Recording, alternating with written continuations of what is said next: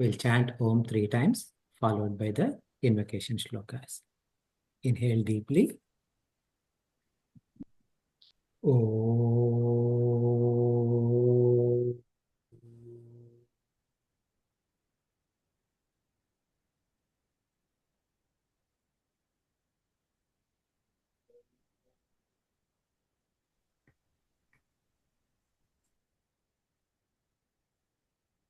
Om.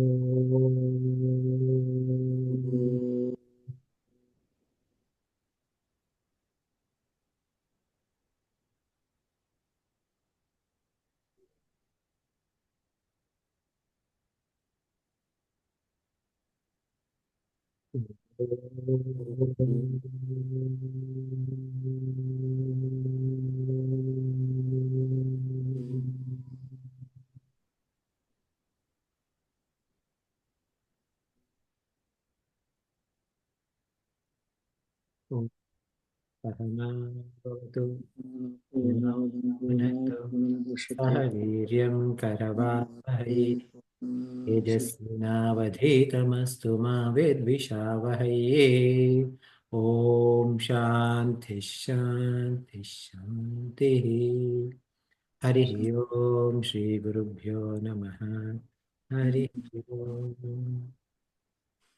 Good evening everyone, welcome back. We are covering chapter 2 of Bhagavad Gita, where we are talking about the Sthita Prajna Lakshana. In Sthita Prajna Lakshana, what we are seeing was that we were seeing the ladder of form. We did chant both the shlokas in the last session, and we have covered like a brief overview of verse number 62 and 63. But let us chant these two verses and go a little bit more in depth into these two shlokas. Sharda, do you want to lead the shlokas 62 and 63, one after the other?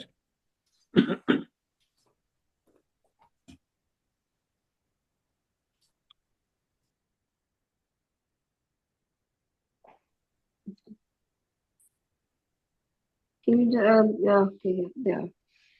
ध्यायातो विषयान् पुमसाः ध्यायतो विषयान् पुंसः सङ्गस्तेषुपजायते अङ्गस्तेषूपजायते सङ्गात् सञ्जयते कामः सञ्जायते कामः कामात् क्रोधोऽभिजायते कामात् क्रोधोऽभिजायते क्रोधात् भवति सम्मोहः क्रोधात् भवति सम्मोहः सम्मोहात् स्मृतिविभ्रमः सम्मोहात् स्मृतिविभ्रमः स्मृतिभ्रमाशात् बुद्धिनाशो स्मृतिभ्रंशात् बुद्धिनाशः बुद्धिनाशात् प्रणाश्यति बुद्धिनाशात् प्रणश्यति. Sorry, I'm not the but I tried. No worries. Thank you. You did good. You did great. Thanks. Thank you. Right? So Dhyayato Vishayan Pumsaha. Pumsaha means for a person. Okay? Pumsa means person. Now, Dhyayataha Vishayan. So Dhyayataha means looking at something closely. Okay? So now, this looking at something closely means either external vision or maybe it is just thinking about it, something, both internal or external. Okay? Observing something closely, meaning one who is reflecting on pleasurability of the objects.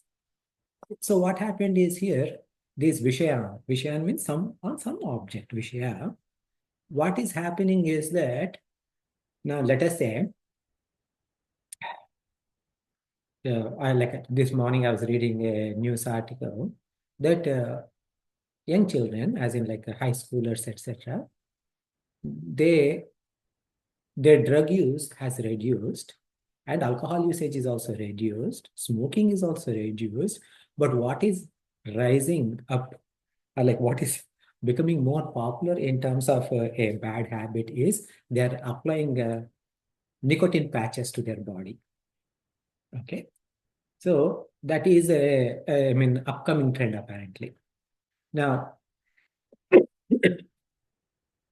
if 10 types of nicotine patches are in front of me, because I'm not interested in either of them, I don't have a samskara for that. So it doesn't make any difference for me. Okay? For me, it could be a different object. It is not like just because I don't have an interest for a nicotine thing, it means that maybe a sweet or something else would be interesting for me. But when those patches were given, like, these are the 10 different brands, whatever, right?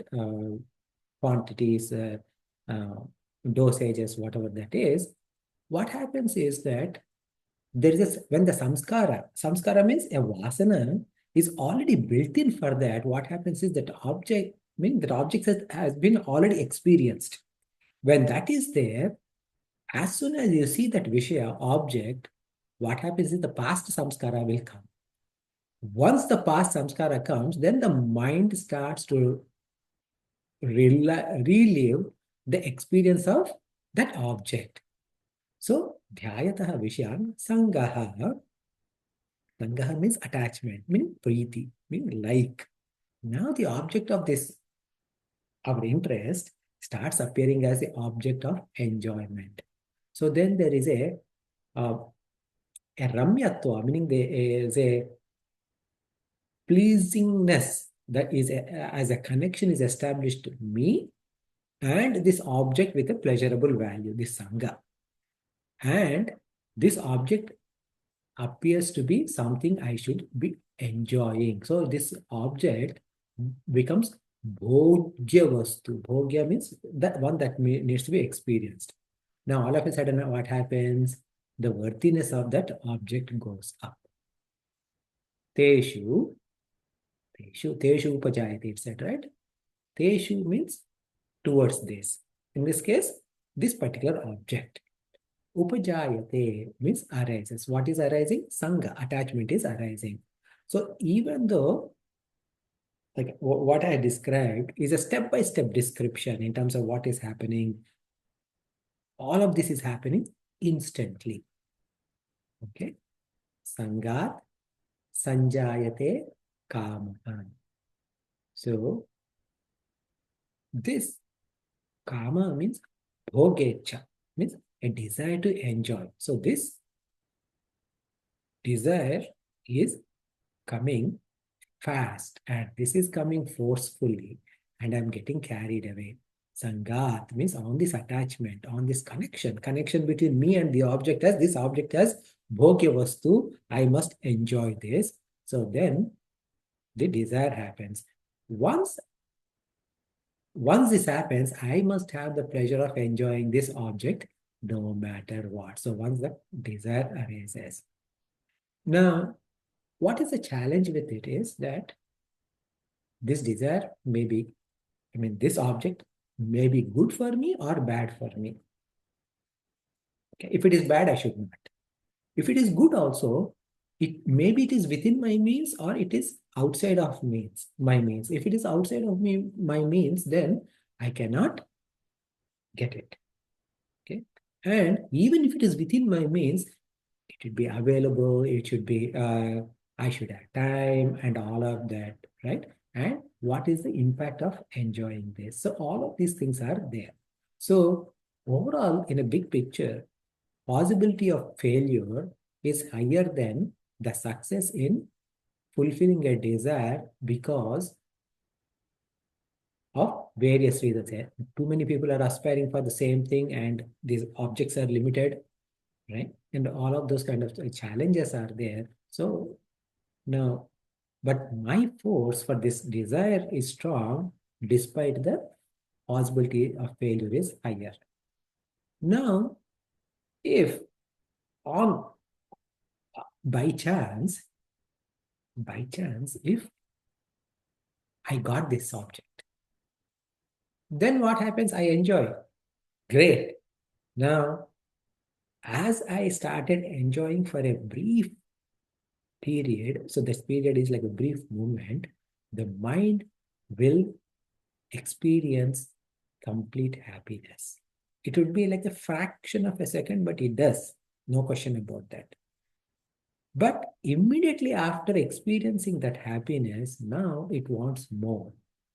More could be a different object or same object of a bigger size, bigger, better, right? So in any, I think I was saying recently somewhere, I'm not sure if it's the same satsang. Every time there's a sequel of the movie, right? It is bigger and better and badder, whatever, of everything that you see in first part of the movie, right? It's a third part, you want to make it like lot more bigger, lot more thing, right? Whether it is Gone with or, Fast and Furious movies or anything like that, Mission Impossible series, right? So they want to make it more of everything. So because our mind is like that, I want more of this. Now, so this is what you call as lobha. But again, like if I keep doing this, I'll eventually come to a point where that is not possible anymore. Getting that object is not possible anymore. Now, so my force is strong, possibility is of failure is high, and if in case if I fail, the force of desire that I have for this object is converted into force of anger. How much anger? That is directly proportional to the amount of desire. So, kamat krodha abhijayate. So that means from this kama, krodha will arise, abhijayate. So, jayate means rise.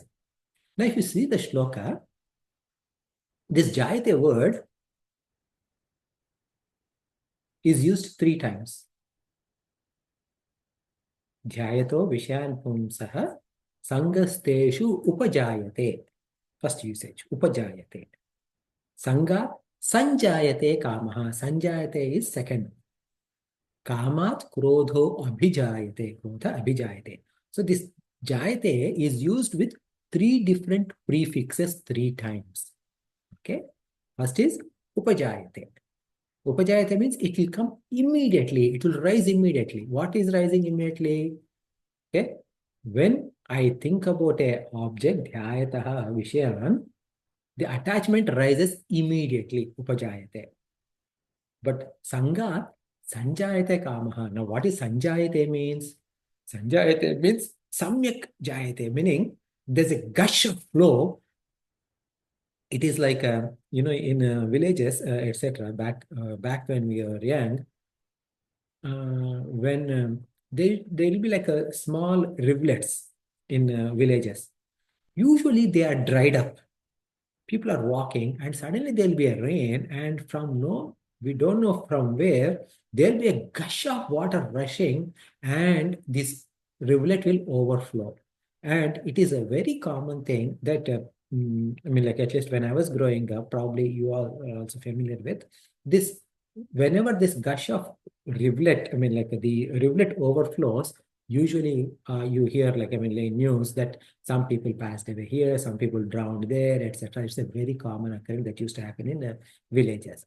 So that flow, which, I mean, like that thing which was dry, all of a sudden, it is not like, like coming with like a little bit of water, more water, and eventually overflow. No, it comes with such a mad rush that they get caught.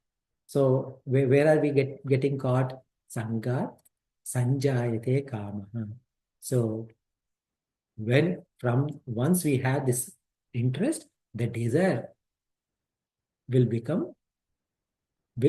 overpower us. Then the third word is kamat krodha abhijayate. Now what is abhijayate? Abhijayate means abhijayate is immediate transformation. Immediate transformation of kama into krodha. There is no time between kama to krodha. Okay. So krodha is the power of rajas. When krodha comes, destructive power manifests. Anyone will krodha will destroy something. So this is a destructive power in action. Going to the next sloka, krodhat bhavati sammoha. Sammoha. So from krodha, bhavati. Bhavati means it is ascertaining this krodha itself is turning into sammoha. Sammoha means it is where delusion. Delusion means our power of Viveka Shakti, our power of discernment of what is right and wrong, that is lost. In this situation, we don't care about anything, and we don't even care about our, from a scriptural point, scripture says that he won't even care about his guru, because guru is the only person who can exercise some control on this person. But even if we don't believe in guru, etc., we don't even take our intelligence into consideration, because our intellect tells us what is right, what is wrong, and when we are in delusion, we put aside our intellect. Now, kama, so kama is there, krodha is there, right? Kama, what is it doing? Kama is turning into krodha. So the transformation from kama to krodha is internal. So the desire is creating inner problems. Whereas krodha, meaning the anger, is causing external problems. So inner agitation now is we are turning it into external. So now we started yelling at other people, like people around us, etc. Right? So then the sammohat smriti vibhramaha. So sammohat smriti vibhramaha, memory is lost. So out of delusion, we lose memory. Why do we lose memory? Memory, when we think about memory, memory is the product of our prior experiences, meaning whatever we have learned over past period, throughout our life, they are all stored in our mind as memories, right? So we call it as chitta also, right? So this is memory bank is there. Now, this memory itself is called as smriti. Now, when we have this Vedanta samskara means like, what is right, what to do, etc. All these samskaras that are there, when those samskaras are awake, then all this smriti, all the good knowledge is available for us. So the ability of recalling is based upon the ability to connect to our previous experiences. So these previous experiences are only available when our mind is in sattva state. Okay? However, when there is a delusion, our mind is not in sattva, our mind is in tamasika state. So when tamas is overpowering, sattva is gone. When sattva is not there, the connection to that smriti, the connection to that memories are also cut off. So then there is no more access to our previous experiences.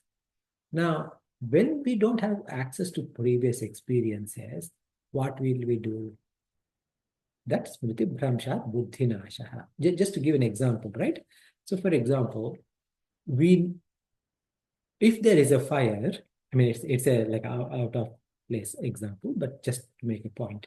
if there is fire, we are not going to put our finger in fire. Why? Because all of us have memories associated with fire. Fire is hot and it will burn. Either we may have had direct experience because either while cooking or whenever like we touched fire and it burned, or we have seen indirect experience. So all of these experiences are there, right? So we know fire is dangerous. So we should not put our finger in fire. Now this is where is this? This is in our memory. Now if I forget that fire is dangerous and I'm because of my delusion, then what is stopping me from putting my finger in fire? So this is what this is the danger of smriti vibhramaha. So when we get deluded and when we lose connection to that smriti, that memories, this is what happens.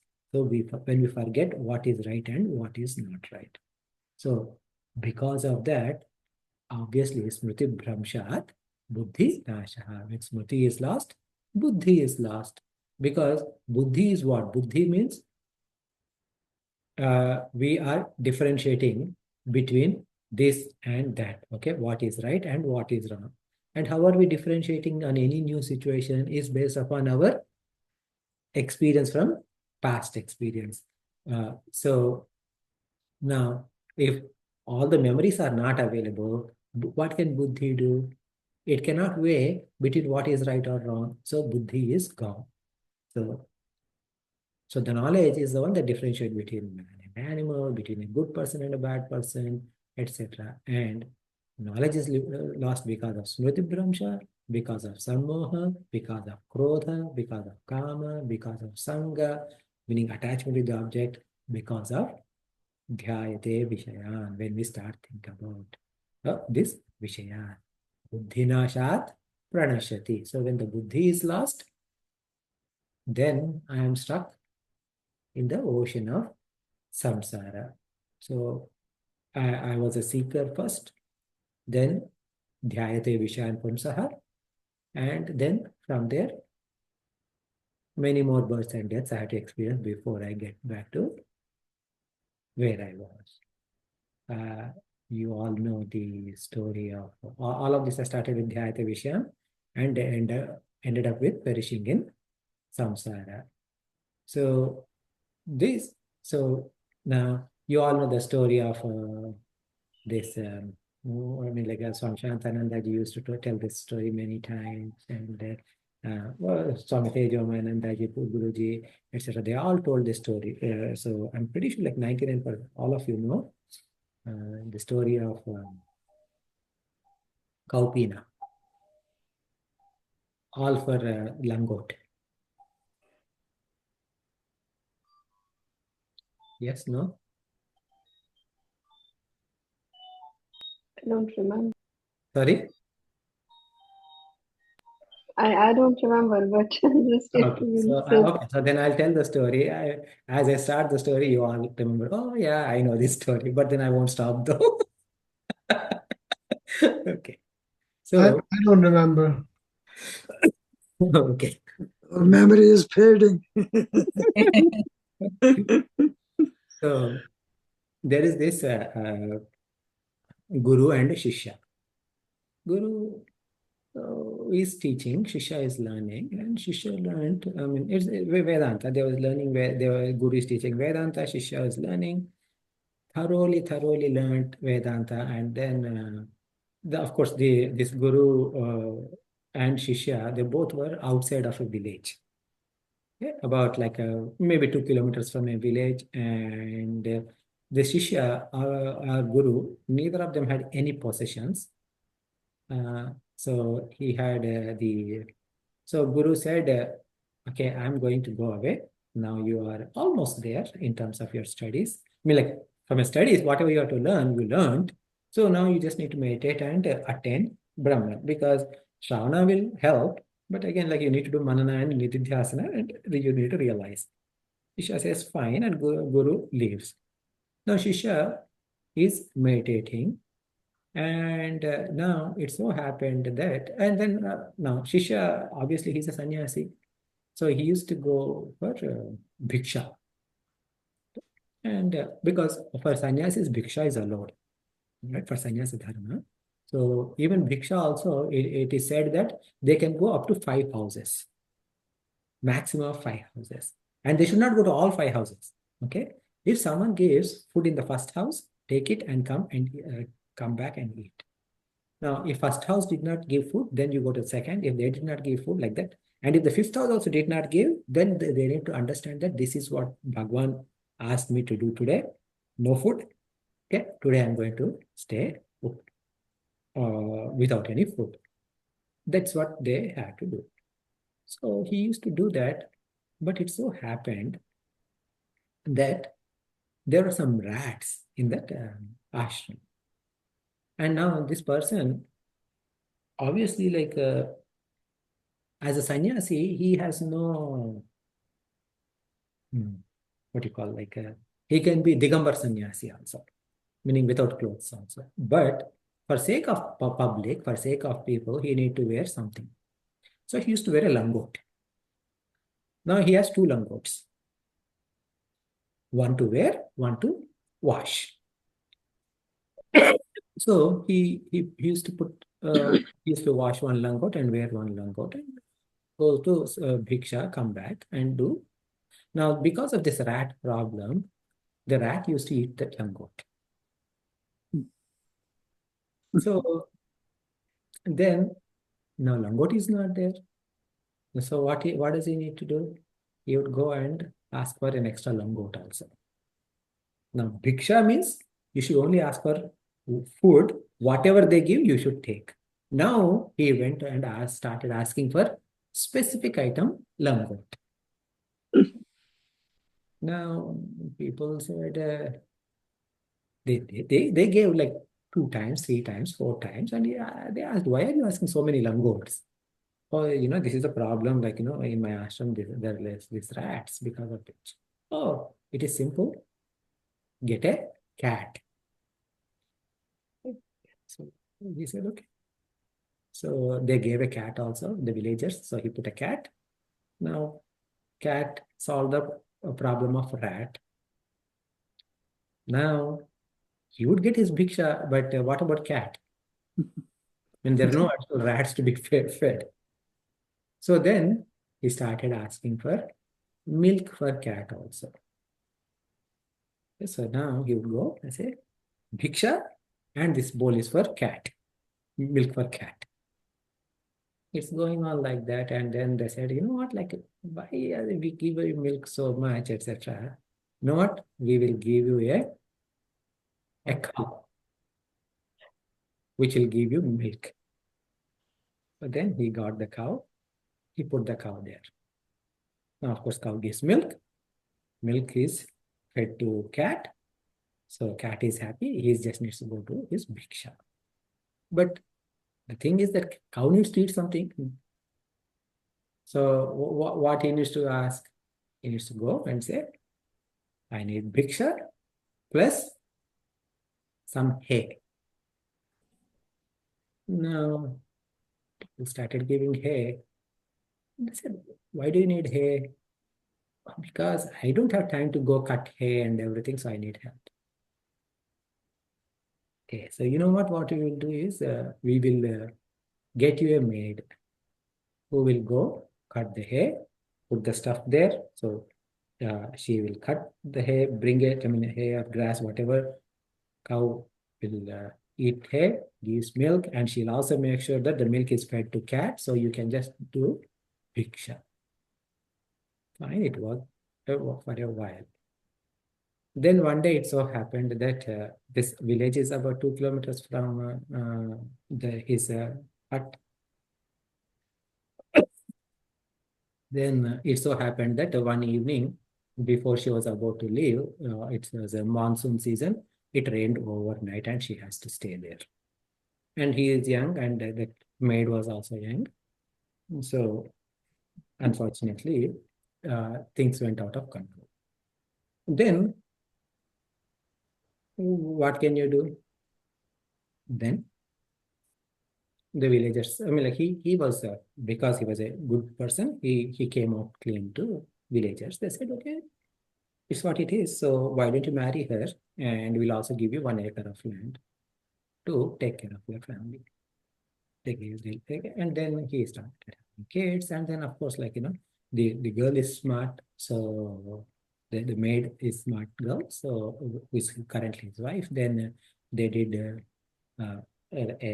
the hut was dilapidated, so they redid it, and then she was also selling she was good in crops, and he was also helping her, and they actually converted this hut into a building, right, with like a solid pakka walls and all of that. Then they because they were able to do like good business with the uh, land and cows, etc. Now the cows also are multiplied. So with all of that, like he was like a 10-acre land all around his hut. So then one day, it so happened, and then one day his guru was passing by. Then of course this person by then gained about 20 pounds weight, or maybe 30 pounds, and like fully clothed and all of that. He saw the guru and said, "Hey, guru, guru, guru, guru." And then the guru looked at him, who are you? Don't you remember this? Oh, it is that you? Okay, where is my hut? Oh, that is the thing. What happened? I went out for like 10 years. I thought by now you have realized what happened. Oh, Guruji, this is all about cow peanut. It all started with a cow peanut. Okay, so cow peanut artham, and then now I became a samsari. So with one desire that has taken him to the path of samsara. So that way one would go from one, no matter where we are with sadhana, once we have the uh, desire for any object comes, understand that is going to take us to the path of destruction. Destruction is from our goal of attaining liberation.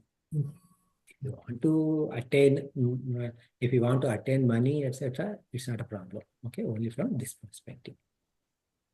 Okay. So Pranashati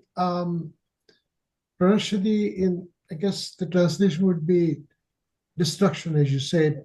In other words, destruction of a person from a human to becoming more like an animal because he has lost, because of the anger, he has lost everything, and now he has lost um, uh, his memory and his viveka and buddhi and all that.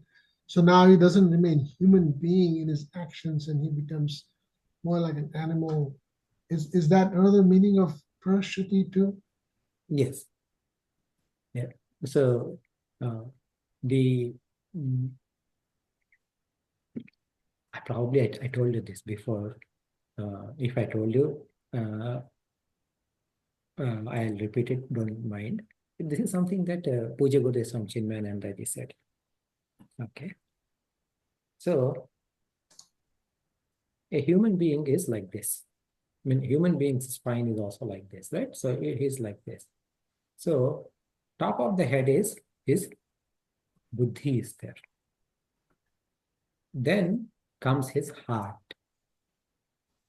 Then comes his stomach.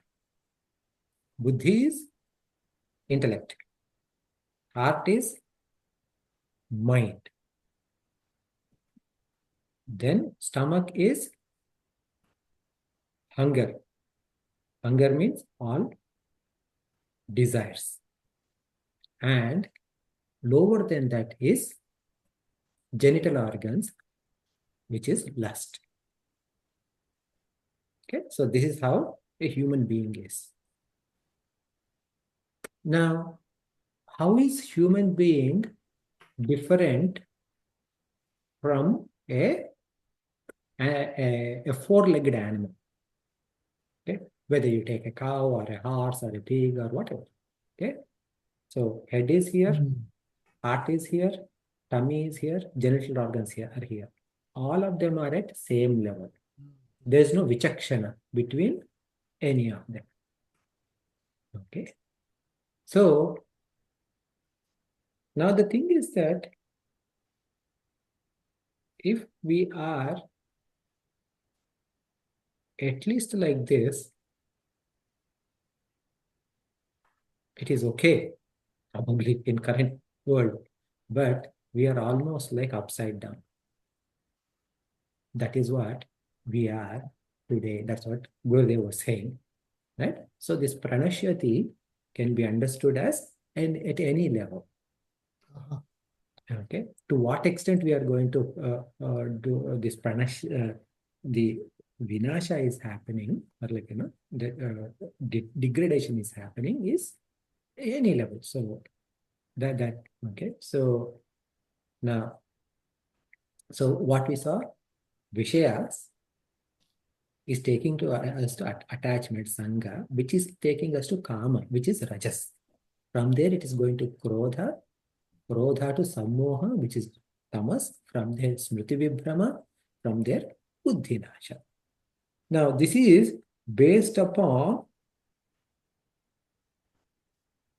Raga, okay? Based upon likes. What about Dvesha? Because we have both Raga and Dvesha, right? Dvesha will shortcut, okay? So, Dvesha is, so we said, with respect to Kama, what happened? Raga, what happened? Vishaya will lead to Sangha. Sangha will lead to Kama, we said, right? So, that Vishaya, Sangha, nothing is there. Dvesha will directly jump to Krodha, anger. Okay? The moment I see someone I dislike, automatically I get angry. Okay? And from there, so it is like much more faster, okay, faster path to Sammoha, Sammoha to Smriti Vibhrama, Smriti Vibhrama to Buddhi Nasha. So this is what we call as ladder of fall. Now, how many of you are familiar with Bhaja Govinda? Okay. So in Bhaja Govindam, there is a shloka called Satsangatve Nissangatvam, Nissangatve Nirmohatvam, Nirmohatve Nischaratatvam, Nischaratatve Jivan Muktihi, Bhaja Govindam, Bhaja Govindam, Govindam Bhaja Mudhamate. So that is ladder of rise. Okay. So this is ladder of fall. Ladder of rise, what is it? Start with Satsanga. Satsanga means company with sages, company with truth. So company with sages or company with truth doesn't mean that we need to find a Mahatma and sit next to him. If you are able to do that, that is great. But taking a scripture and reading it, okay, reviewing or recollecting the contents of a scripture, or listening to a discourse. So all of them where the Sat, the nature of the truth, is being described, the nature of truth is being explained, whenever we are in that company, what is happening is that it will lead to Nisangatva. Nisangatva means non-attachment. So it is not non-attachment from the Sat. Huh? Okay, Satsangatva, Nisangatva. Okay, so earlier I was in Sangha of Sat. Now I'm not attached to Sat anymore. No, not like that. Okay, Nisangatva means with the attachment with the world is reduced. When the word attachment with the world is reduced, that will lead to nirmohatvam. Moha means delusion. So the delusion is reduced. Why? Because the attachment itself to the world is reduced. So now you saw this, how Sangha is going to lead to Kama, Kama to Krodha, Krodha to Sammoha. So now If that kama is gone, so where is krodha? Where is samoha? Moha is not there. So what is happening? Nissanga will lead to nirmoha. When there is no moha, there is no moha means what? There is no raga, there is no dvesha. Both raga and dvesha are of the nature of rajas. Raga and dvesha being the nature of rajas, what are they doing? They are disturbing our mind. Agitation is there. Now, when the agitation is of mind is subdued, when there is no agitation in mind, that is what is nischala tattvam. There is no chalanam. Okay, there is no movement. There is a quietude. The quietude of mind. Okay, when there is the quietude of mind means absence of raga and absence of rajas and also absence of tamas also.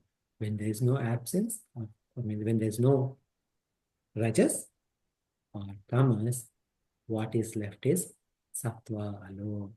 And that sattva will lead us to Jivan Mukti. This is the ladder of rise. Okay. Any inputs or thoughts or questions based on what you heard so far? I used the expression, I think I may have said it before. It's called stop sign. Whenever there is an urgent visceral signal that comes to react, stop, think, observe, and proceed. And that will filter out your reaction. I mean, whenever there is a certain, as you said, it's so instant, it's so electrically, fast, the reaction occurs. Then we say, oh my God, think before you act, as they say. So your buddhi has to take over your actions before you act out.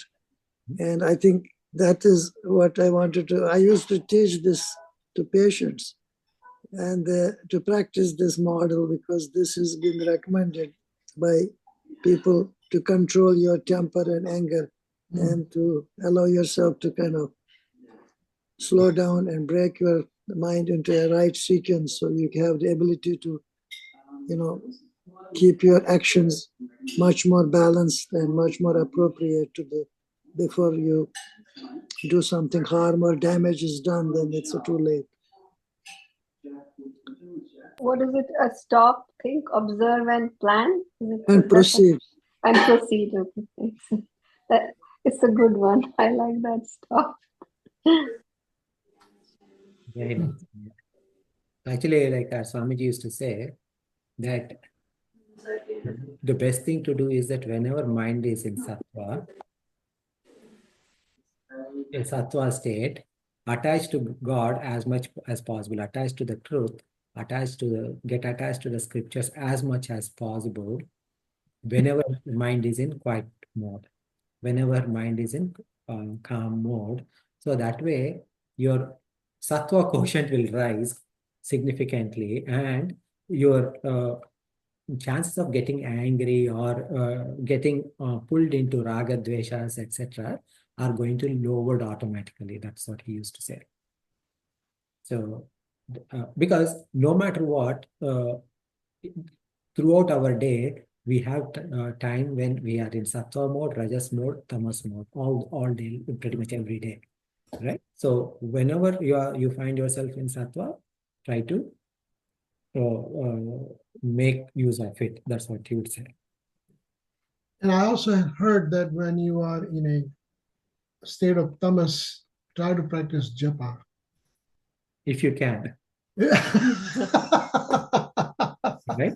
Very good one, yes. So that is a challenge. Right? I mean, like say, for example, people say, oh, if you're angry, count to 10 before you speak. But who is going to remember that count to 10? Right? And even if someone reminds me, if I'm really angry, I'll say 1, 2, 3, 4, 5, 6, 7, 8, 9, 10. Okay, now can I say this? Kind of a thing, right? So, yeah. So Very that's good. yeah. I also heard that when your mind is really moving fast or agitated, and go in every directions. Perhaps the japa may help trying to focus in one direction. So that's why they say, right? I mean, Chanji, etc., probably would teach their patients to breathe, right? It's not like people are not breathing, but at that time, if you actually focus on breathing, you realize that the breathing becomes very shallow when we are angry, and very shallow and very fast. So by asking people to take a very deep breath, that mind also is calmed down. So in fact, in Upadesara, so, Bhagavan Ramana Maharshi stresses this point that prana and mana are connected. So with prana rodhana, manas is controlled. Okay, so with pranayama, mind can be controlled. So that's why pranayama is also taught and is recommended to control the mind a little bit.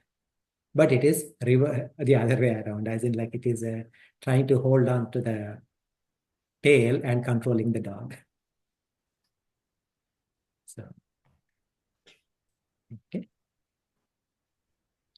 So the next shloka says, let's break down 64th shloka. Raga, dvesha, viyuktaihi tu. So it will become, these four words together becomes Raga, dvesha, viyuktaistu. Vishayan, indriyaihi, charan. Vishayan, indriyaihi, charan. All these three together becomes Vishayan, indriyais, charan.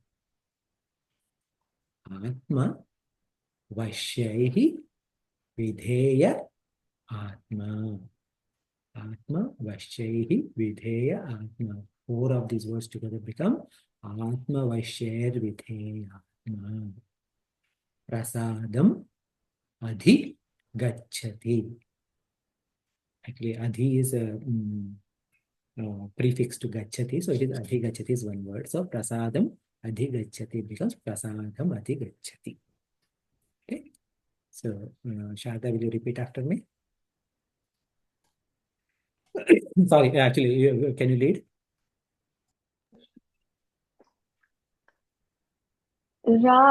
रागद्वेषा विमुक्तैस्तु Ragadvesha viyuktaistu विषयान् इन्द्रियाचरन् vishayanindriyaischaran आत्मा वश्यार्विधेयात्मा atma vashyarvidheyatma प्रसादम् अधिगच्छति. prasadam. So, in the last two shlokas, what we have seen is when I am in the grip of raga and dvesha, what happens? But in case, if a person is not in the grip of raga dvesha, how does he interact with this world? That is explained in this particular shloka. It says, raga dvesha viyuktaihi. So, free from raga dvesha.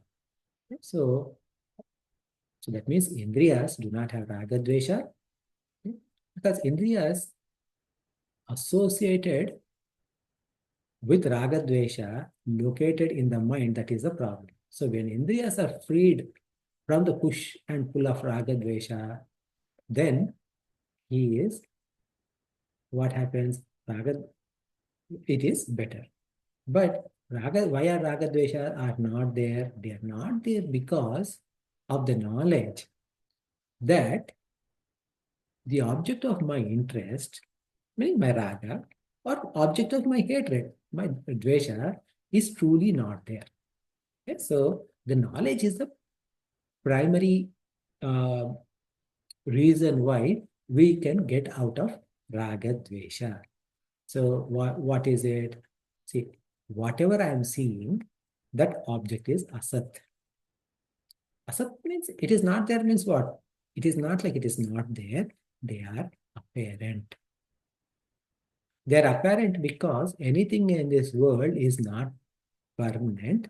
This name and form appears as one today and it appears as something else tomorrow.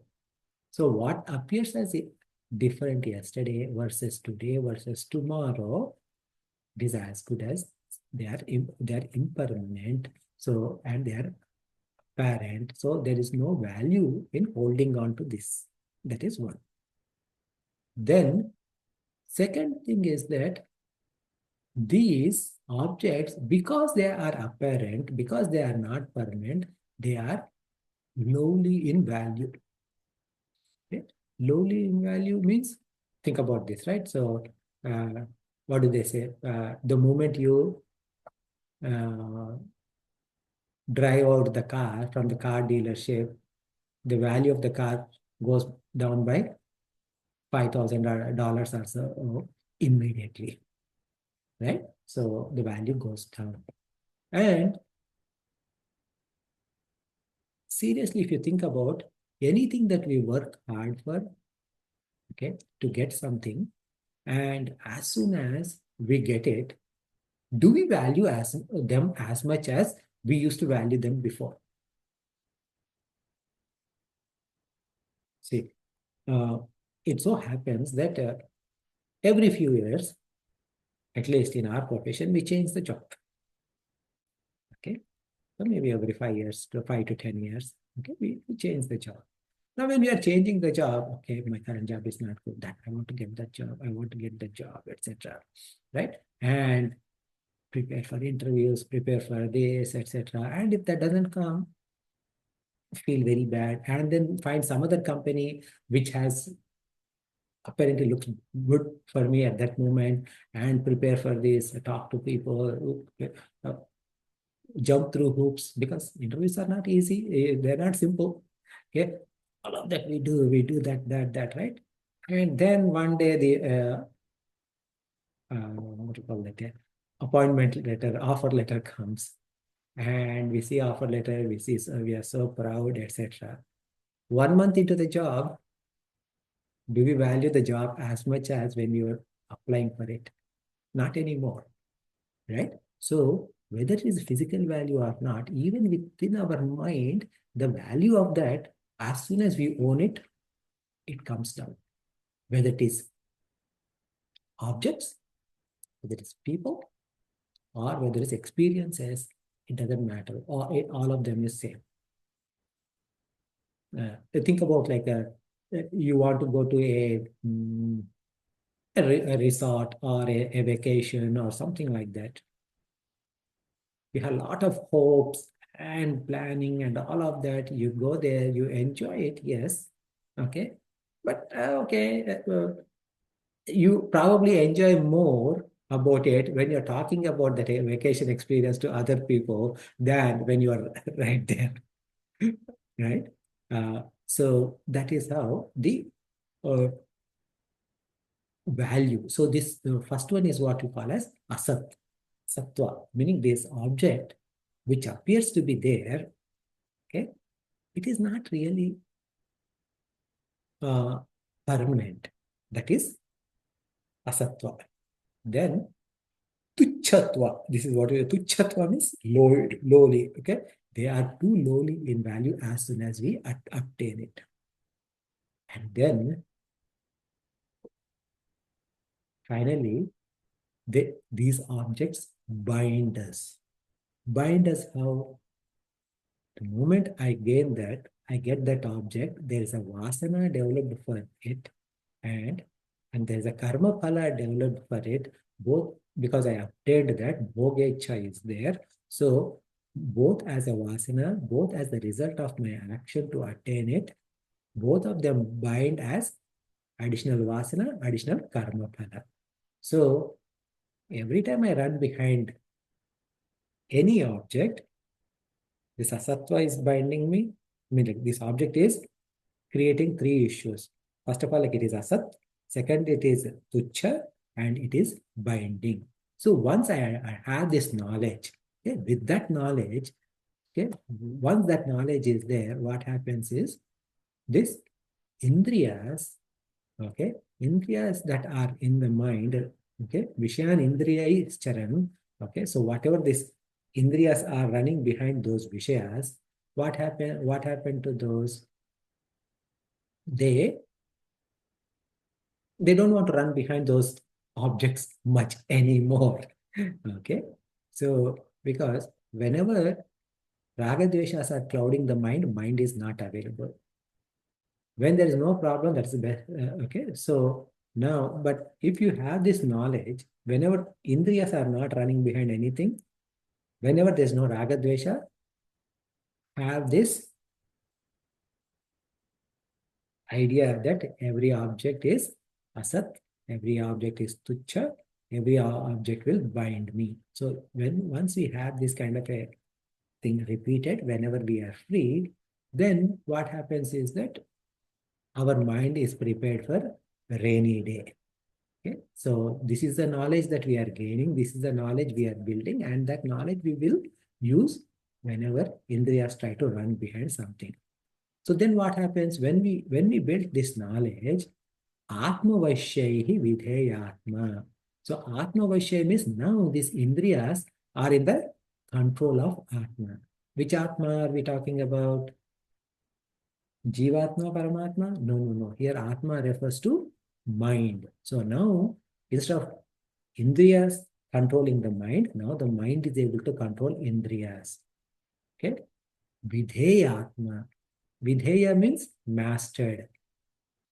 Who mastered what? Atma, the mind, has mastered control.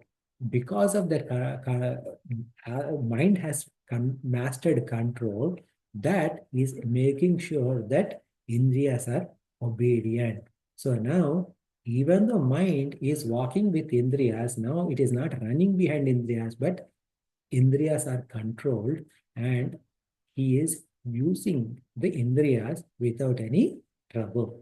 So when that is happening, prasadam adhigacchati. Prasadam means quietude, purity, serenity, peacefulness. Okay? So he will attain prasadam. Adhigacchati means he will attain. So now again, like we were talking just a few minutes ago, the shloka from Bhaja Govindam, right? What did we say with Bhaja Govindam? Satsangatve, Nissangatve, Nirmohatve, Nischalatattvam. So here, that Nischalatattvam is prasadam here. Okay, and Nischalatattvam will take you to Jivan Mukti. So again, here, this prasadam also will take us to Jivan Mukti. So this is what the state of a Jivan Mukta Purusha or a Hita Prajna. So how is he coming there? First of all, he has to drop off raga and dvesha. If he drops off raga and dvesha, he is able to control indriyas with the mind, and then with that, he is able to get peace.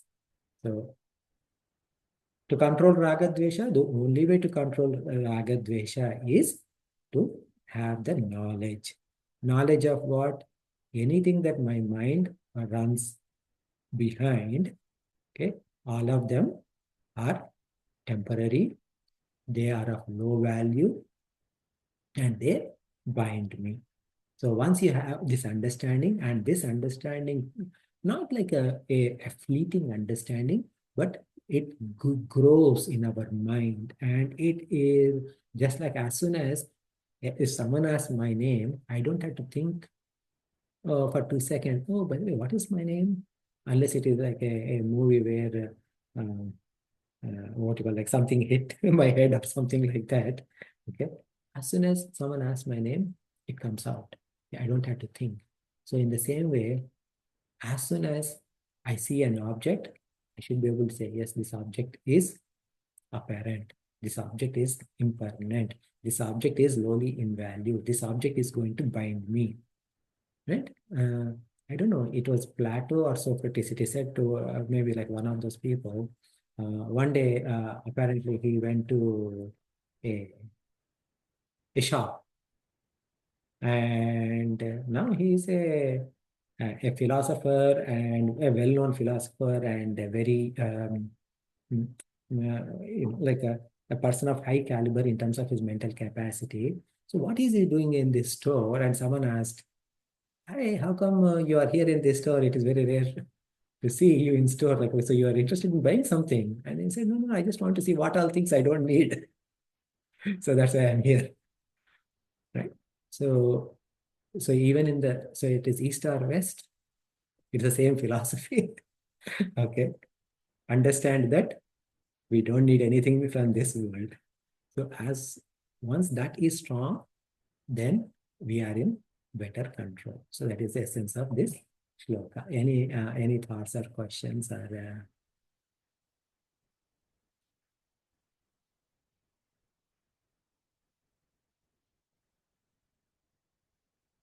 everyone is quiet? Okay. So we'll close then for today. One quick, this one, my thought has gone is that everything comes under mind control then. Raga, Dvesha, everything is under control of the mind.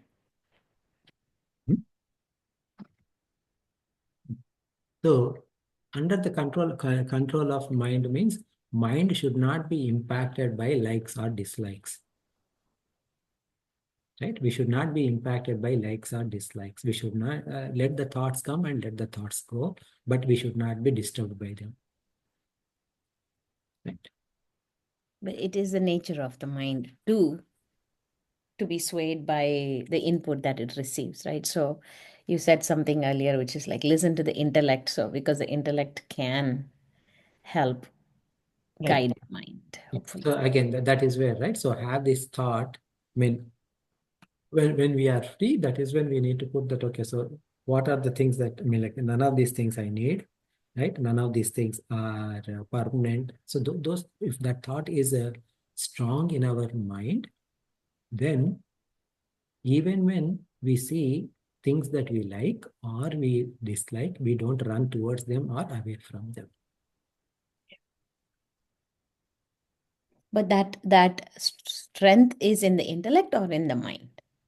So that strength, so here, see, when we define mind, we say like mana, buddhi, chitta, ahankara, but buddhi is just I mean, like depending upon which author, as in like, say for example, samshayatmaka manaha, nischayatmaka buddhi. If you take that kind of a definition, then it is in the intellect. But sometimes if you take buddhi as just a processing thing, but it is a mind who is actually thinking, then it is in the mind. So mana, buddhi, chitta, ahankara, all these four divisions within this antakarana is arbitrary divisions just for our own sake of understanding. Yep. Okay. And also when you express that in this 64th verse, Atma Vashair Vidhe Atma, this Atma you said is the mind there. So mind as in like mana, buddhi together. Mana and Buddhi together. But then isn't Atma always referred to the self within us? Atma is referred to anything Atma, the literal, I mean, the meaning of Atma is whatever is center is Atma. Okay. So at a physical level, right? At a physical body, the trunk is called as Atma. Okay. If you take our Sukshma Sharira, Mana, Buddhi, Chitta, Ahankara, that together is also called as Atma. Then the essential thing that the Sukshma Sharira and Karna Sharira that goes from one body to another body, that is also called as Atma. Okay. And the real Atma is the real self, which is same as Paramatma, right? That is also is Atma. So what happens is that our language, especially like Sanskritam, all nouns are based upon verbs. So as a result, each noun will mean different things at different places. Similarly, the other one that can cause confusion, especially in Vedanta, is karma. What does karma mean? Action. I mean, yeah. Okay. But karma phala is also called as karma. Meaning the results of action are also called as karma, because in experiencing that karma phala, you end up doing karma. For example, when you say prarabdha karma means it is not something that you did in past, but something that you have to experience in this life because of something that you did in past. Right. Okay, prarabdha karma, then agami karma, sanchita karma, etc. Those are all results of past actions, the karma phala. Whereas when you say kamya karma, nishiddha karma, etc., those are referring to actually actions. So both of them are termed karma. Okay. Okay, so part of the thing is that whenever these terms are used, we need to understand what exactly is the meaning there.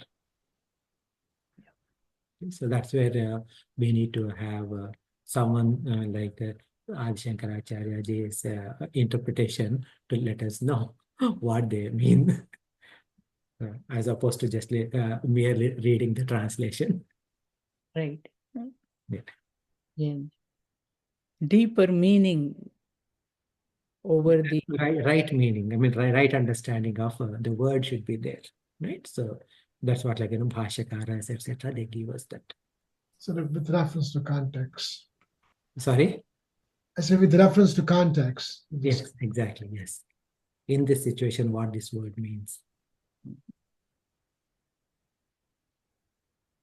True. Okay. thank you. Yeah. Close.